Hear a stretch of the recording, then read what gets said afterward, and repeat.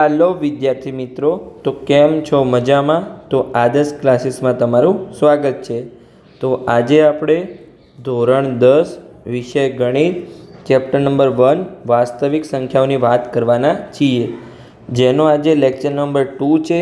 आ lecture में आपणे उदाहरण की बात करीशुं, एटले के उदाहरण नंबर 1, 2, 3 અને 4 આપણે ગણતરી કરીશું। તો ચલો આપણે રકમ વાંચીએ અને પછી આપણે તેની ગણતરી કરીએ। तो उदाहरण नंबर 1, कोई धन पूर्णांक n माटे 4 n घातनो छेल्लो अंक शून्य हशे के केम ते निर्णय करो। हशे के नहीं ते आपणे नक्की करवानुं छे अने केम हशे अथवा केम नहीं हशे ए आपणे नक्की करवानुं छे। तो जो आपणे कोई पण संख्या लईए कि जेनो छेल्लो अंक शून्य होय, जेम के अहींया आपणे लईए 10, पछी आपणे अहींया बीजी संख्या लईए 20, तीजी संख्या आपणे लईए अहींया 50 ने चौथी संख्या आपणे लईए 70। हवे 10 ना अवयव शुं थशे? तो 2 × 5। 20 ना अवयव शुं थशे? 2 × 2 × 5 એટલે કે 10 × 2 એટલે 20 થશે સિમ્પલી। 50 તો શું થશે? 5 × 10 એટલે કે 5 × 2 × 5। 70 શું થશે? તો કે 7 × 10 એટલે કે 2 × 5, 7 × સમજ પડી ગઈ। તો જેનો છેલ્લો અંક શૂન્ય હોય એના અવયવમાં 2 × 5 એટલે કે 2 અને 5 તો આવે જ છે દરેકમાં। જોવો 2 × 5 દરેકમાં 2 × 5 આવે છે। તો જે 4 ની n ઘાત છે એનો છેલ્લો અંક શૂન્ય થવા માટે એના અવયવમાં 2 અને 5 હોવા જરૂરી છે। તો ચલો આપણે 4 ની n ઘાતના અવયવ લઈએ। તો અહીંયા આપણે લઈએ 4 ની n ઘાત। તો 4 ના અવયવ શું થશે? 2 × 2 અને એની n ઘાત। તો આપણે પહેલાં તો n ની કિંમત 1 લઈએ તો શું થશે? 2 × 2 થશે સિમ્પલી। તો અહીંયા આપણે n બરાબર 1 લીધું। હવે આપણે n બરાબર 2 લઈએ તો શું થશે? એનો વર્ગ થશે એટલે આ જે 2 વખત છે એ 4 વખત થઈ જશે। તો 2 × 2 એક વખત અને 2 × 2 બે વખત। તો અહીંયા આપણે n ની કિંમત 2 લીધી। હવે આપણે n ની કિંમત 3 લઈએ તો ચલો આ જે 2 વખત 3 વખત થઈ જશે। આ એક વખત થયું, આ બીજી વખત થયું। હવે આપણે 2 × 2 ત્રીજી વખત કરીએ તો અહીંયા આપણે n ની કિંમત 3 લીધી। પણ ક્યાંય પણ 5 આવતા નથી। જો દરેકમાં 2 2 તો વધતા જાય છે પણ ક્યાંય પણ અવયવમાં 5 આવતા નથી। તો જે આ 4 ની n ઘાત છે એનો છેલ્લો અંક કદાપી પણ શૂન્ય હોઈ શકે નહીં। તો જો આપણે કારણ સાથે લખી દઈએ આપણો ફાઇનલ આન્સર। અહીંયા કોઈ પણ ધન પૂર્ણાંક n માટે 4 નો n ઘાતનો છેલ્લો અંક શૂન્ય ન હોય એવું આપણે લખવાનું છે। તો ચલો લખી દઈએ અહીંયા કે કોઈ પણ ધન પૂર્ણાંક n માટે 4 ની n ઘાતનો છેલ્લો અંક શૂન્ય હોઈ શકે નહીં। હવે આપણે કારણ લખીશું। કારણ કે એકમનો અંક એટલે કે છેલ્લો અંક, જે છેલ્લો અંક હોય આ 10માં જો 0 છે, અહીંયા પણ 0 છે, અહીંયા પણ 0 છે, એટલે એકમનો અંક એટલે કે છેલ્લો અંક એ જ છેલ્લો અંક થાય આપણે। તો એકમનો અંક શૂન્ય હોવા માટે તેના અવયવમાં 2 અને 5 હોવા જરૂરી છે। પણ 4 ની n ઘાતમાં n ની કોઈ પણ કિંમત લો પણ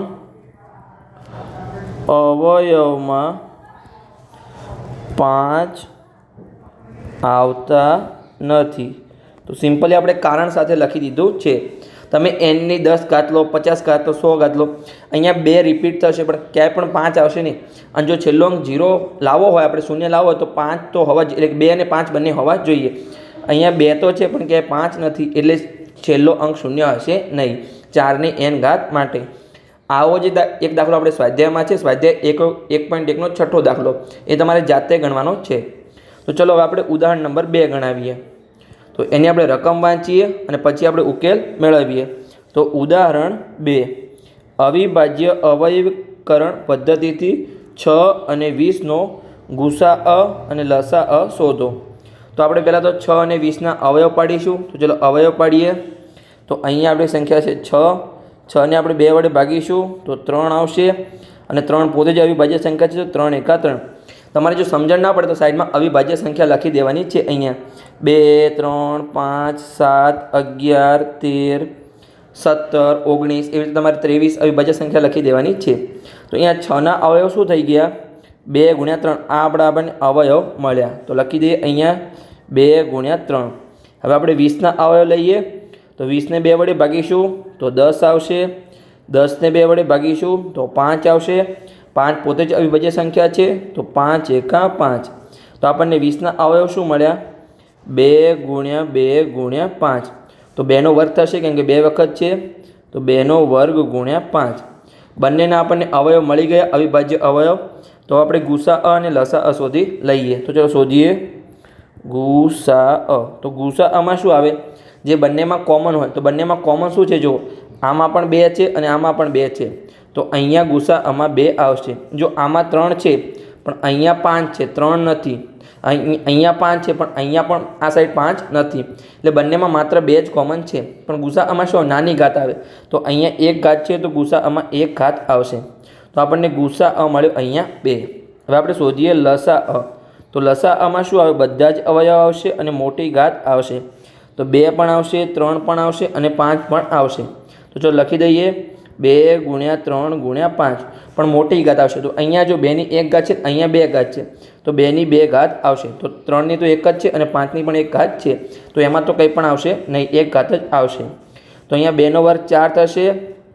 4 તરી 12 અને 12 પંચા 60. તો લસાઅ આપણને અહીંયા મળશે 60. ગુસાઅ આપણને 20 મળ્યો.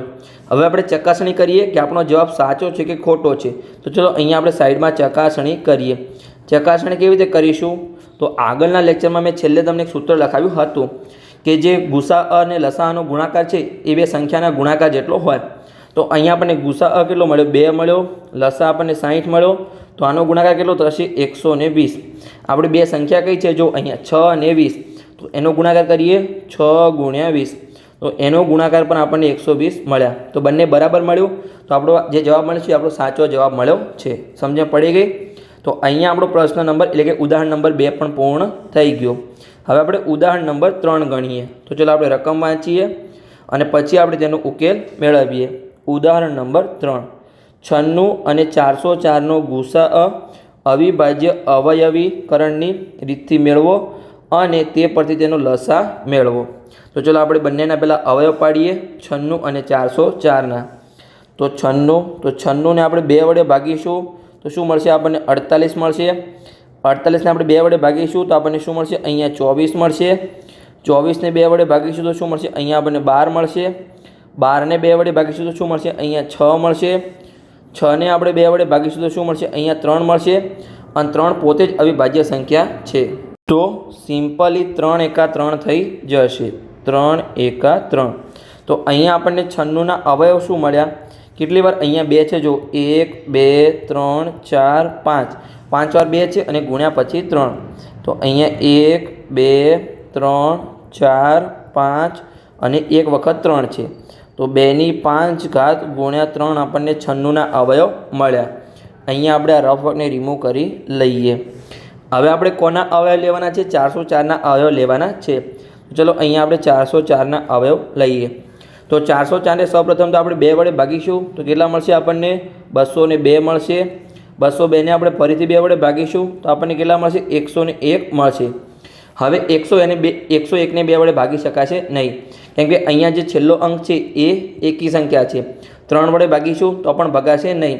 તમે આવી રીતે કરતા જશો તો 101 આપણી અવિભાજ્ય સંખ્યા જ છે. તમે ભાગાકાર કરતા જશો, 3 વડે ભાગશો, 5 7 આવી રીતે 11 તમે ભાગતા જશો, તમને છેલ્લે 101 વડે જાણે ભાગી શકાશે. તો 101 આપણી અવિભાજ્ય સંખ્યા છે. તમે કોઈ પણ ઘડિયામાં 101 આવતા નથી, તમારે જોઈ લેવાનું. કોઈ પણ સંખ્યાનો ગુણાકાર 101 થશે નહીં. તો 101 એક જ થશે. તો 404ના આપણને અવયવ શું મળ્યા? અહીંયા 2 ગુણ્યા 2 ગુણ્યા 101. તો અહીંયા 2નો વર્ગ ગુણ્યા 101. તો હવે આપણને શું કીધું છે? અહીંયા જો કે આનો ગુસા શોધો અને તેના પરથી આપણે લસા શોધવાનો છે. તો પહેલાં તો ચલો આપણે ગુસા શોધી લઈએ કે અહીંયા ગુરુત્તમ સામાન્ય અવયવ. તો ગુસામાં શું આવે? બંનેમાં કોમન હોય એ. તો અહીંયા જો 2 છે અને અહીંયા પણ 2 છે. અહીંયા 3 છે પણ અહીંયા આમાં 3 નથી. આમાં 101 છે પણ અહીંયા 101 નથી. તો માત્ર ખાલી અહીંયા 2 જ કોમન છે. તો અહીંયા આપણે 2 લખીએ અને નાની ઘાત આવશે. તો આમાં જો ઘાત 5 છે અને અહીંયા 2 છે તો નાની ઘાત 2 છે, તો અહીંયા ઘાત 2 આવશે. તો આપણને ગુસા અહીંયા 4 મળ્યો. હવે આપણે લસા કેવી રીતે શોધીશું? જો અહીંયા આપણે તેના આધારે કીધું છે, તેના પરથી લસા શોધો. તો આપણે સૂત્રનો ઉપયોગ કરીને લસા શોધીશું. ચલો શોધી લઈએ.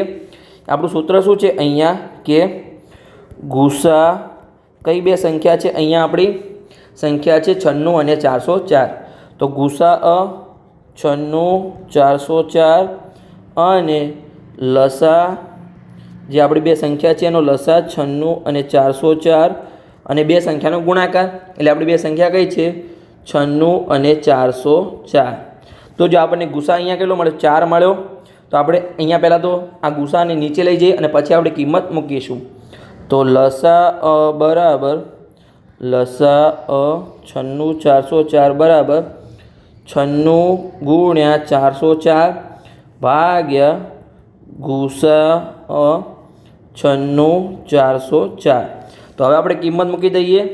તો 96 ગુણ્યા 404 અને નીચે આપણે ગુસા શોધ્યો છે. જો આ રહ્યો આપણો ગુસા બંને સંખ્યાનો, તો આપણને 4 મળ્યો હતો. તો ડાયરેક્ટ આપણે કિંમત 4 મૂકી દઈએ. તો હવે કંઈ ઉડે છે તો ચલો આપણે ઉડાડીએ. તો અહીંયા જો જે 404 છે એને આપણે 4 વડે ભાગીએ તો આપણને શું મળશે? 101 મળશે. તો અહીંયા આપણને મળે 101. તો સિમ્પલી હવે અહીંયા આપણે 96 ગુણ્યા 101 કરી લઈએ. તો અહીંયા આપણે સાઈડમાં ગુણાકાર કરીએ કે 96 ગુણ્યા 101. તો ચલો અહીંયા આપણે નીચે કરી લઈએ, જગ્યા નથી આપણા માટે, તો અહીંયા જ કરી લઈએ કે 96 ગુણ્યા 101. તો એકમ દશકની 2 શૂન્ય, 6 ગુણ્યા 1 6 અને 9 ગુણ્યા 1 9. 0 વડે કોઈ પણ ગુણાકાર થશે નહીં તો 0 જ આવશે. પછી ડાયરેક્ટ 1 વડે ગુણાકાર થશે. તો 6 એકા 6 અને 9 એકા 9. તો સિમ્પલી આપણે સરળ કરીએ તો 6 9 6 અને 9. સિમ્પલી આપણને જવાબ શું મળ્યો? 9696 આપણને લસા મળ્યો બે સંખ્યાનો. કઈ બે સંખ્યાનો? 96 અને 404નો આપણને લસા અને ગુસા આપણે શોધી દીધો છે. ગુસા આપણને 4 મળ્યો અને સૂત્રના આધારે આપણને લસા 9696 મળી ગયો. તો આપણે ઉદાહરણ નંબર 4 ગણીએ. તો એમાં આપણને શું કીધું છે? ચલો રકમ વાંચીએ કે ઉદાહરણ નંબર 4, અવિભાજ્ય અવયવોની રીતથી 6 72 અને 120નો ગુસા અને લસા શોધો. તો સૌપ્રથમ તો અહીંયા આપણે શું કરવું પડશે? અવયવ લેવા પડશે. તો ચલો અહીંયા આપણે અવયવ લઈએ. તો સૌપ્રથમ આપણે 6ના અવયવ લઈએ. તો 6ને આપણે 2 વડે ભાગીશું તો 3 આવશે. 3 પોતે અવિભાજ્ય સંખ્યા છે તો 3 એકા 3 આવશે. તો સિમ્પલી 6ના અવયવ શું મળ્યા? આપણને 2 ગુણ્યા 3 અહીંયા મળ્યા. હવે આપણે 72ના અવયવ લઈએ. તો 72ને આપણે પહેલાં 2 વડે ભાગીશું તો અહીંયા આપણને 36 મળશે. 36ને 2 વડે ભાગીશું તો અહીંયા આપણને 18 મળશે. 18ને આપણે 2 વડે ભાગીશું તો અહીંયા આપણને 9 મળશે. 9ને હવે 2 વડે ભાગી શકાશે નહીં, તો આપણે 3 વડે ભાગીશું તો આપણને 3 મળશે. અને 3 પોતે જ અવિભાજ્ય સંખ્યા છે તો 3 એકા 3 થશે. અહીંયા તમારે સાઈડમાં અવિભાજ્ય સંખ્યા લખો, તમે લખી શકો છો. પહેલાં તમારે 2થી શરૂઆત કરવાની છે. 2 3 5 7 11 13 17 19 23 આવી રીતે તમે અવિભાજ્ય સંખ્યા સાઈડમાં લખી શકો છો. તમારે 2થી શરૂઆત કરવાની છે. 2થી ભાગ ના ચાલે તમારે 3થી ભાગ ચલાવવાનો છે, પછી 5 7 આવી રીતે આગળ ચાલતા જવાનું છે. તો 72ના આપણને અવયવ શું મળ્યા? અહીંયા 72ના અવયવ આપણને મળ્યા 2 ગુણ્યા 2 ગુણ્યા 2 ગુણ્યા 3 ગુણ્યા 3. એટલે કે 3 વખત 2 છે અને 2 વખત 3 છે. તો 2નો ઘન થશે અને 3નો વર્ગ થશે સિમ્પલી. હવે આપણે અહીંયા 120ના અવયવ લઈએ. તો 120ને આપણે પહેલાં 2 વડે ભાગીશું તો અહીંયા આપણને 60 મળશે. 60ને 2 વડે ભાગીશું તો અહીંયા આપણને 30 મળશે. 30ને આપણે 2 વડે ભાગીશું તો અહીંયા આપણને 15 મળશે. 15ને હવે 2 વડે ભાગી શકાશે નહીં, તો આપણે 3 વડે ભાગીશું તો આપણને અહીંયા 5 મળશે. અને 5 પોતે જ અવિભાજ્ય સંખ્યા છે તો 5 એકા 5 થશે. તો અહીંયા આપણી જે અવિભાજ્ય સંખ્યા છે એને આપણે રિમૂવ કરી દઈએ કેમ કે અહીંયા ગીચ ગીચ લાગે છે. તો હવે આપણે અહીંયા 120ના અવયવ લખી દઈએ સિમ્પલી. તો ચલો આપણે 120ના અવયવ લખી દઈએ. તો એમાં શું આવશે? 120ના અવયવ 2 કેટલી વખત છે? 1 2 ને 3. તો 2 ગુણ્યા 2 ગુણ્યા 2 પછી પાછળ 3 ગુણ્યા 5. તો અહીંયા 2નો ઘન ગુણ્યા 3 ગુણ્યા 5. તો આપણને અવયવ મળી ગયા. તો સિમ્પલી હવે અહીંયા આપણને ગુસા અને લસા મળી જાય. તો ગુરુત્તમ સામાન્ય અવયવ. તો એમાં શું આવે, દરેકમાં કોમન હોવું જોઈએ. તો જો અહીંયા 2 છે, 6માં 72માં પણ 2 છે અને 120માં પણ 2 છે. તો અહીંયા 2 આવશે, પણ નાની ઘાત આવશે. તો અહીંયા જો 1 ઘાત છે, અહીંયા 3 છે અને અહીંયા 3 છે, તો એની 1 ઘાત જ આવશે. તો અહીંયા 2ની 1 ઘાત. પછી જો અહીંયા 6માં 3 છે, 72માં પણ 3 છે અને 120માં પણ 3 છે, પણ નાની ઘાત આવશે. તો અહીંયા 1 છે, 72માં 2 છે અને 120માં 1 છે. તો સિમ્પલ અહીંયા 3ની 1 ઘાત આવશે. પછી આગળ કંઈ આવશે તો જો અહીંયા 120માં 5 છે, પણ 6 અને 72માં 5 નથી. તો ગુસામાં આવશે નહીં, તમારું દરેકમાં હોવું જોઈએ. તો ગુસા આપણને મળ્યો અહીંયા 2 ગુણ્યા 3 6 મળ્યો. હવે આપણે શોધીએ લસા, લઘુત્તમ સામાન્ય અવયવ. તો દરેક અવયવ આવશે અને એની મહત્તમ ઘાત આવશે, એટલે સૌથી મોટામાં મોટી ઘાત આવશે. તો અહીંયા જો 2 પણ આવશે, 3 પણ આવશે અને 5 પણ આવશે. 2ની સૌથી મોટી ઘાત ક્યાં છે? તો અહીંયા જો અહીંયા 72માં 3 ઘાત છે અને 120માં 3 ઘાત છે. તો 3 ઘાત આવશે 2ની.